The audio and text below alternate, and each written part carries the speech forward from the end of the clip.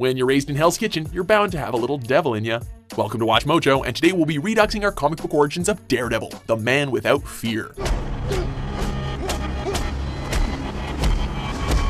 As with most comic book characters, there are often reimaginings and different versions to a character's past. We have chosen to primarily follow the storyline which unfolded in 1993's and 94's Daredevil, the Man Without Fear numbers 1 to 5, which was expanded upon in 2011's Daredevil Yellow number 1. First thing you gotta understand is nobody feels sorry for you and nobody ever will.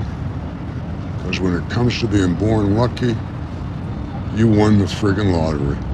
I did. As readers learned in Daredevil number 1, the acrobatic vigilante known as Daredevil was Matt Murdock, the son of a small-time boxer. Sorry you lost, Dad. Yeah, just wasn't my night. When he was young, Matt saw a truck about to hit an old man crossing the street. Matt dove in front of the truck, pushing the old man safely out of the way.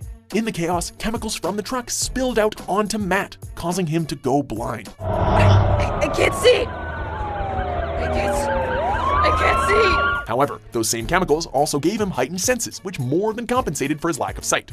Learning Braille, he continued to go to school and started on the path towards law school, also meeting Foggy Nelson, a man who would go on to become his best friend. Me and you, Maverick and Goose, no secrets. Goose died, and he was married. Details. Daredevil's origin was expanded upon many years later. In 1993's Daredevil, the Man Without Fear, audiences are introduced to many aspects of DD's backstory that would go on to become staples of the character. Having been born and raised in Manhattan's legendarily rough Hell's Kitchen, Matt's early life was very difficult. Matt's father, Jack, was a second-rate prizefighter who was forced to become a strong-arm man for a crook named the Fixer. You got all this for losing?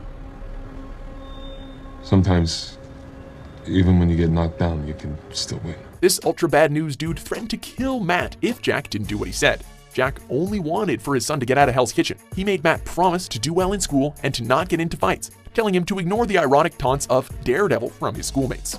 In this story, we also learn that Matt's heightened senses were discovered by a mysterious man named Stick. Stick began to train Matt, whose skills and abilities expanded exponentially. Feel the breeze. You got hurt, kid. That's not enough. Meanwhile, Matt's father Jack had seen a resurgence in his career in the ring and was on his way to becoming a potential champ. Unfortunately, the Fixer was responsible for his career comeback, having secretly rigged many of the matches leading up to the championship fight. He demanded that Jack throw this big fight. When Jack refused, the Fixer's men made him pay with his life. Matt hunted down his father's killers, beating 4 of them to a pulp and scarring the Fixer so bad that he died of a heart attack. When he attempted to catch the last killer, Matt accidentally pushed a woman from a window, letting her fall to her death. Stick, disgusted by this, abandoned Matt. He also revealed that Matt and one other person were the only adepts of this age, and that the other person had already chosen a path of evil to follow.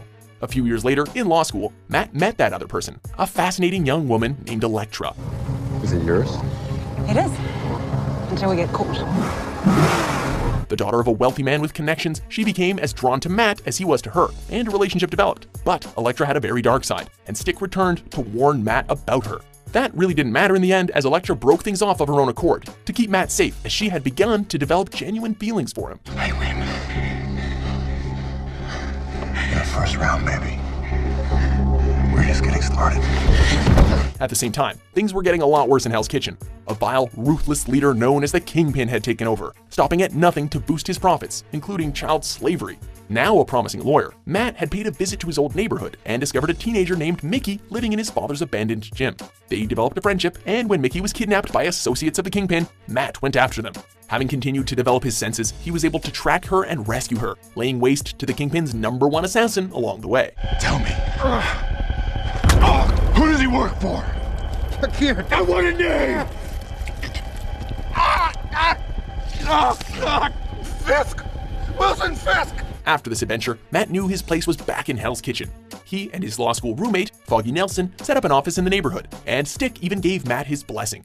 Donning a costume, Matt adopted the nickname that school kids had taunted him with, Daredevil, as his new moniker, and a hero was born.